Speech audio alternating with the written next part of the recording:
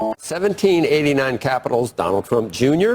and Omeed Malik. Gentlemen, you're at the table with us on set. Great to be here. Great to have you here. Thank you. We're going to talk about lots of different things, but let's first talk about the idea for something that you're referring to as an Amazon of guns, which I don't know, your worst nightmare almost, Andrew. Andrew's not going to be a fan of this. But we can talk about... I'm not a customer, but I actually have interesting thoughts about all this. Okay, it's going to be a SPAC. It'll be within the next month or so. Yeah. And I didn't realize, 17 million guns are sold in the United States every year, most of them for hundreds of dollars.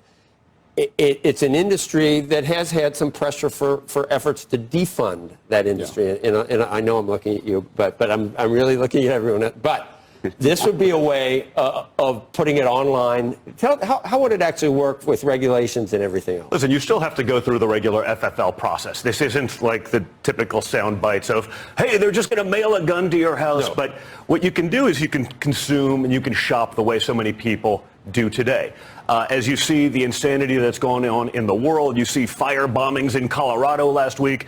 There's a lot of people in the last few years, especially under the chaos of the Biden administration with illegal rampant crime.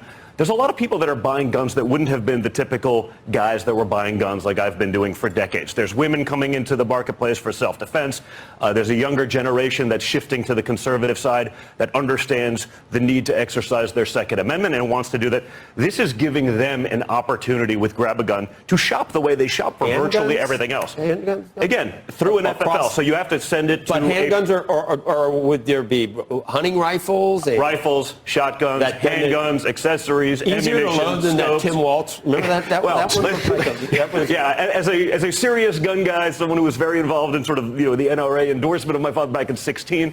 I said, I don't know that he's the hunter that everyone says he is when he couldn't load a basic Benelli A400 in about 3 seconds. I think it was a Benelli A400, but this is something I could do blindfolded. If he was struggling, he's probably not the hunter that was intimidating the Republicans that they were saying. How do you deal with the idea of packages getting stolen? I just think about iPhones that are getting stolen. No, but again, when you send the actual accessories would go directly to your house. Firearms still have to go to a federal firearms license process, right? So that is sent to your local dealer, wherever that may be. Hand-delivered. But as you've seen, Walmart used to be the largest retailer of firearms in America. Corporate policies changed. You can no longer have that access. You couldn't go to your local Walmart and buy these things anymore. So this is covering that void. But again, it's not what you're seeing, the misnomers of you're sending guns to people's homes and they can just send it to your apartment. It doesn't work that way. Here's my question. This is going to democratize it and open it up for, and likely because it's online, correct, younger people.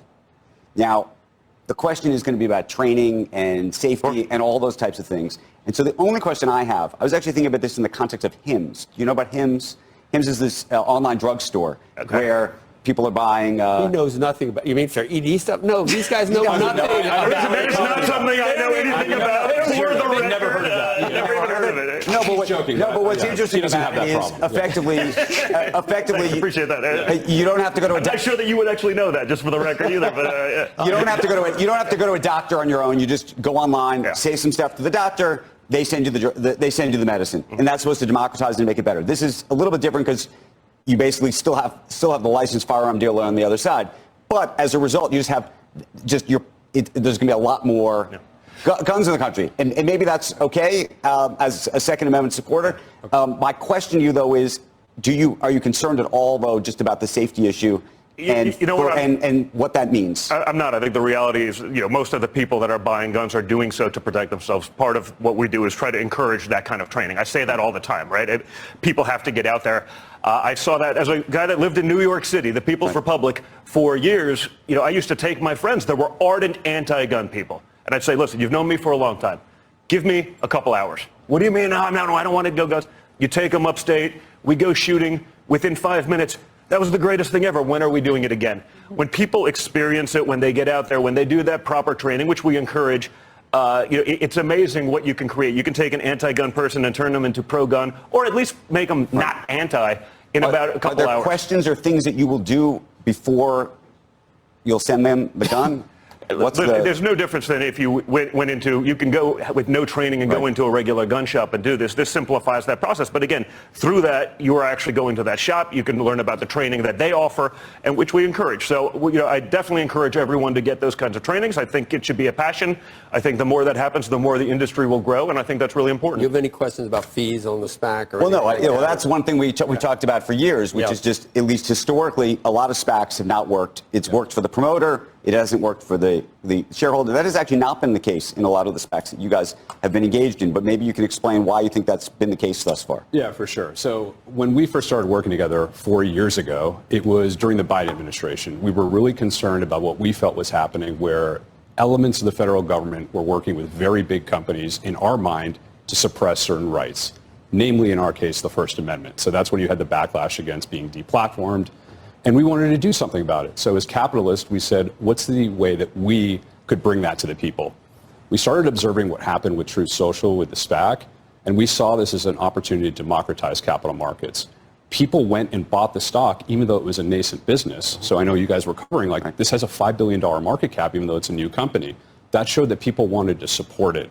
And SPACs ended up becoming a very elegant mechanism to do that for what we were branding parallel or patriotic economy that we wanted to build together. Why do you think that it failed in so many cases for others? Meaning, you can go. It's the SPAC sort of laundry list is littered with effectively failure. And so I'm trying to understand why you think yours are working and the others weren't. Well, they're working because it allows regular people to buy it and support it. So if you look at what happened with Truth Social, how far the stock price went up, or Rumble, which is another one he was an investor in, or the one we did, Public Square, and now GrabAGun. I mean, I'll give you a statistic. We're trading at like $17 or $18. These things are supposed to be at 10. This shows that people support what we're doing.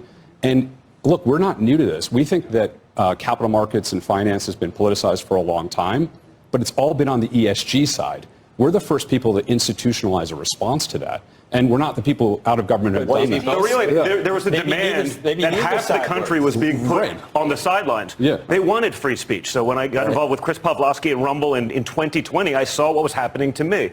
We were getting deplatformed off what was Twitter 1.0. YouTube. You couldn't say anything on Facebook. YouTube, I mean, if I put up a video on YouTube, I'd be off in 2 seconds. So we saw that demand. Other people felt it. Right? Whether you see it in banking, half the country was getting debanked or worried about it.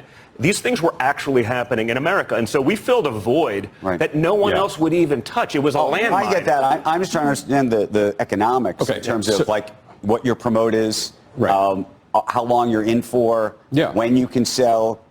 Given the projections that you'll make for several years out, are you in for as long as the projection is out there? And so in the case of Public Square, I joined the board of the company, so you're not selling anything in that case. And he's on the board now of Public Square. So these are ideological investments for us. We believe in these We actually believe in these things. And if you look, just the last thing. The criticism of ESG is that ideology shouldn't be what is the core mission of a company. It should be shareholder returns, and it should be satisfying customers. So this, in some ways, 1789, I think ESG needed an answer, but with ESG on the way out, why do we need sort of the same thing on the other side? I know the idea is to bring this back to neutral, where there are no politics in corporate America. When I see ESG, does having a trans board member really translate to shareholder value? The answer is no. Although is the goal really to get to neutral? Because I mean, right now it seems like you guys are banking on tribalism continuing. But again, what's the philosophy? When I came on here right after the election, I coined my own acronym: entrepreneurship, innovation, and growth. To me, that's not tribalism. That's what America always stood for. Our fund only invests in private American companies. We don't invest abroad at all. If we think we're strengthening the prosperity or security of the United States, we're going to do it. That's our paradigm. We think that's pro-America and ultimately pro-shareholder value. People will make their own decision, but fundamentally what we're doing is capitalist. We are providing options against something that we think went way too far. To get into, I don't know, everything you read, Don Jr., on conflict of interest for the Trump family with your father in the White House. I mean, here's today's headline: Bitcoin goes all in on MAGA. It's no longer libertarian. It's no longer decentralized. It's no longer cool. Suddenly, it's almost got the rubber stamp of the administration. And lead into some of the other things. The meme coin. Is that okay for your dad to have a meme coin? I think, of course, when he did that before he was in office, he did these things. The reason we got into crypto, and we're all in on crypto, and we're doing American Bitcoin, and we have World Liberty Finance and USD1, was because there was a time, and probably I'd been on this show, where there was I could call any single banker in New York City. They'd pick up the phone. I'd be able to get a loan for whatever real estate project I was doing across the street. Then we got into politics, and all of a sudden, they wouldn't take your call. Right. You couldn't get financing. We were debanked. And what I realized, and my brother realized, because we were the recipients of every subpoena imaginable, was that, you know what, we were actually just the top of this sort of pyramid scheme that we didn't realize we were a part of, that the financial system was totally undemocratized. Because we had a certain balance sheet and whatever, we could kind of do whatever we wanted. The regular guy was messed up. Now we were all of a sudden in the shoes of the regular guy that wouldn't be able to take advantage of the markets. And we said, what's the solution for that? The answer is crypto. These decentralized platforms where you're not beholden to this, where you create efficiencies. As a guy that did real estate, why am I paying points in and out for title insurance that could be done on the blockchain? So we got into crypto not because it was like, hey, this is the next cool thing. We got into it out of necessity. We got into it because we understood just how quickly we could be turned off, even as an incredible developer from New York City. I mean, I don't think anyone would argue that we didn't change the skyline of New York City, but that disappeared in an instant. I mean, we're getting sued by New York State AG, $500 million fees for paying back loans on time with interest. These aren't, fair markets. There's nothing egalitarian about any of that. So we actually, as innovators, as people who understand these things, we went all in on a concept that makes total sense because we'd actually been the recipient of how quickly that can be shut off. And so it actually makes total sense. The Trump organization isn't doing anything with foreign countries. The first time around in the administration, we actually stopped doing all foreign deals. And unlike the Bidens, we were actually doing international business before we got into politics. But let me finish. We stopped doing those things, and the market still said, oh, they're profiteering off of this, they're doing that. We got zero credit. We shut down hundreds of millions of dollars of business to voluntarily just say, just in case. So now what we're going to do, we're going to play by all of the rules. We're going to do what we're allowed to do. But we got zero credit for going so far above and beyond because, that's the nature of this beast, right? It's a market cycle. I get it. It's click-worthy. It's nonsense. So let me ask you a question about the meme coin, okay? You may not believe this. I want your father and this White House to have all the credibility in the world. And invariably, people are always going to question whatever any president does. But one of the things that people do demonstrably question is to say this meme coin that your father has creates the opportunity for foreign adversaries, people in the U.S., anybody, if they want, to effectively funnel money. It's as bad as Hunter's art. It's as bad as Hunter's art or the Clinton Foundation with her getting back into the White House. It just seems like a way that greases the skids for influence. So I think the meme coin, you don't know who's actually doing any of these things, right? So that's one of the things that has people on edge. But it's different because it's hard to influence if you don't actually know where the stuff's coming from, right? So I wasn't involved in the meme coin. I'm more focused on, obviously, the stable coin, the Bitcoin mining, some of those things. But, the reality is I think a lot of these things in the meme coin... You're not taking responsibility for the meme. I'm just saying the reality of the meme coin is it's sort of a proof of concept that the crypto world understands exactly what I was talking about earlier, that the markets may not necessarily be fair. The traditional banking system may not be fair to them. So it's a proof of concept of what I think we can move the needle in crypto. And I think that's going to be the future of finance. It's going to be the future of banking. Almost without question, if we can accelerate that process by going all in on it, but you've heard from people in the crypto industry, I imagine some of your friends who have said that some of these coins and what's happening may undermine a little bit of what's happening because people are questioning it, right? I have not heard that from anyone, actually. What I hear from those people is like, thank you for doing this. You're giving us the legitimacy that we fought for so long. And this isn't just a conservative issue, Joe. I mean, these are highly libertarian people. This is actually one of those, 50 million holders of, some sort of crypto, whether it's Bitcoin, stables, ETH, Sol, whatever it may be. There's 50 million in America, and they're not all right-wing. These are people who just believe in freedom. They've seen what's happening, and they're looking for a corollary and a response. I got one more for you, which goes to, do you believe, if you believe in the U.S. dollar, which I think we all want to believe in, do we think that crypto, Bitcoin in particular, but crypto writ large, can ultimately undermine it? Actually, I think the opposite. When you look at what's going on with so many of the stable coins, and as you create utility and those things happen, what we're doing with USD1, it's literally one-to-one backed with the U.S. Treasuries. If you look at some of these big, stable coins, they're literally some of the biggest buyers of U.S. Treasuries in the world, replacing a lot of the countries that would have been traditionally doing that. So if we want to keep borrowing and spending the way we do for some of these projects, I don't necessarily agree with all of that either. I think these stable coins are actually going to be the savior of dollar hegemony in the world, not a detractor from it. I think that goes without question. If you look at even companies like Tether, I think they're the fourth largest holder of U.S. Treasuries in the world. What we're going to do with USD1, I mean, this is billions and billions of dollars of treasuries that other countries who have not necessarily been good actors or who have taken advantage of those things over the years have said they're going to back away from to try to create their own kind of currency to eliminate sort of, the petrodollar, whatever it may be. I think stablecoins could be the savior of U.S. currency. I'm going to shift gears a little bit to your relationship with VP Vance and some of the stuff we've read lately. I don't know if you've seen the journal pieces about, I guess, the Oren Cass influence, and you know who I'm talking about, on the vice president, where market forces are no longer as important. There's a populist tinge to everything. I even think some of J.D. Vance's acolytes wanted to raise corporate taxes, raise taxes on the rich. Your dad is some kind of hybrid now between a Republican and a Democratic populist. Do you? Yeah. So how do you I actually view that? subscribe to what you're kind of describing, which is You do? Yeah, I do, because I think it's how you got former Democrats into the party. You're a former Democrat. I'm not going to tell anyone who you voted for. I don't think you want that. Appreciate that. You're a good friend. I know, but she was married to a president. So, but again, you're not a good friend.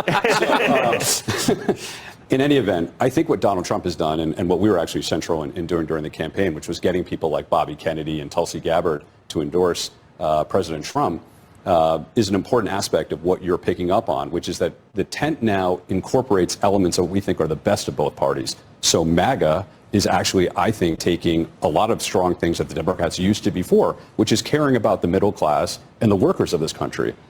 Being an unadulterated globalist and capitalist, I think, has failed a large swath of our population, and that's what I think Vice President Vance really picked on earlier than others, and has not lost the sense that we can still be capitalists, but if it affects our national security and our middle class, we have to reevaluate some of the assumptions we've made.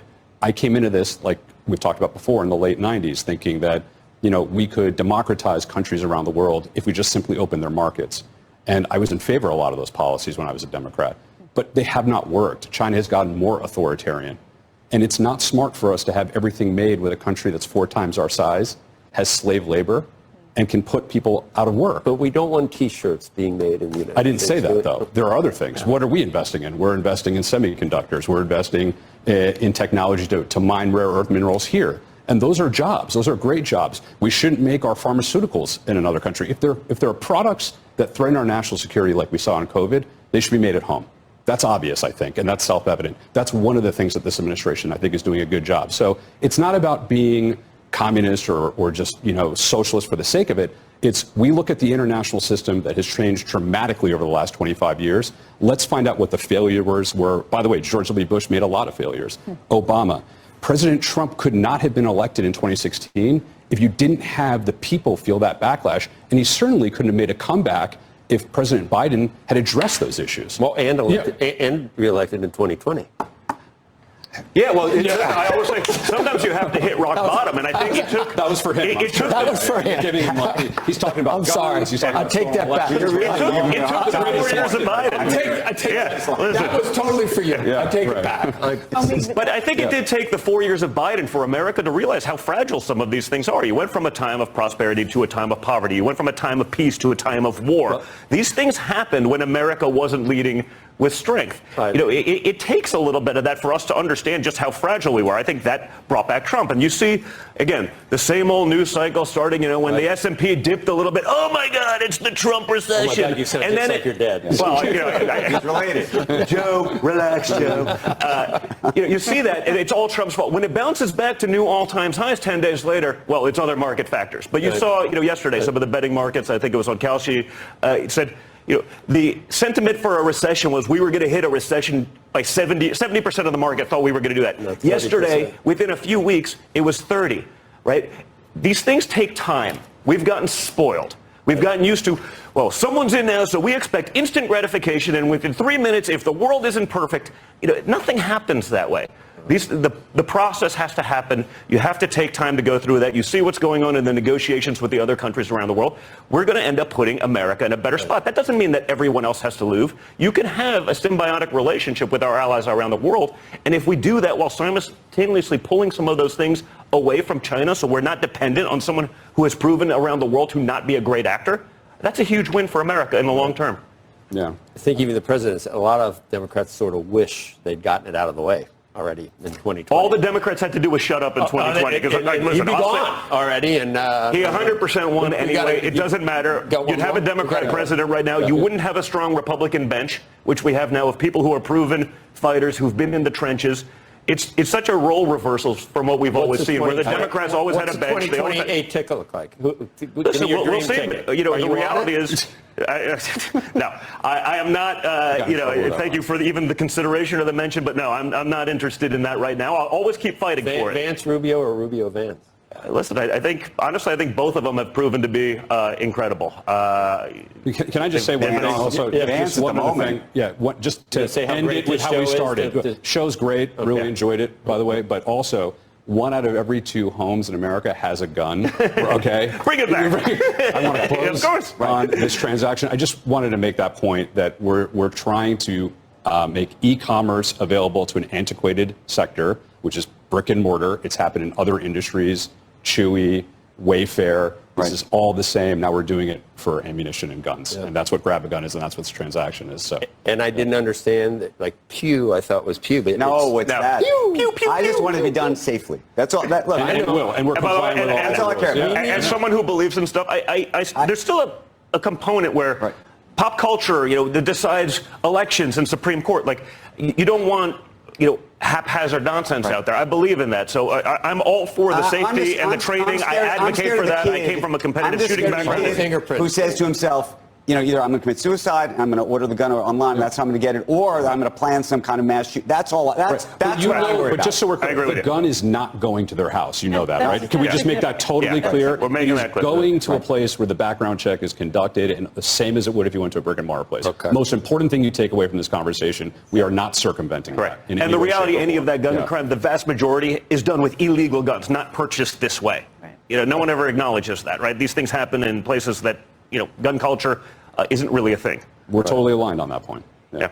Thank you, Omeed Malik. Thank you. Thank you. Don Trump Jr. Really appreciate the time. Thank you. Good to see you. All right, thanks. Coming up.